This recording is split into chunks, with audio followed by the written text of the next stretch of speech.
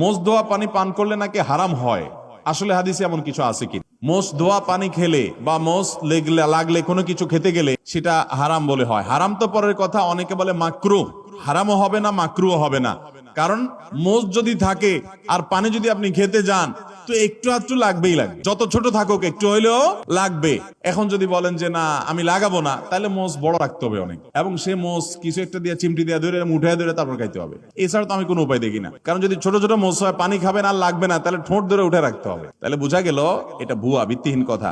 মোষ যদি লেগে যায় ইচ্ছাকৃত, তো মোষ ধোয়া পানি, মোষ ধোয়া খানা, মোষে লাগলে সেটা খাবেন না আপনি, কারণ হলো সেটা তো আর পরিষ্কার করে হওয়ার সময় জীবাণু থাকতে পারে, ধুলাবালি থাকতে পারে। ইচ্ছাকৃত এটা করেও না কেউ, কিন্তু অনিচ্ছাকৃত যেটুকু লেগে যায় এটার কারণে হারাম তো দূরের কথা, মাকরুহ হবে না। এটা ভিত্তিহীন কথা। কথা বুঝাতে পারছি?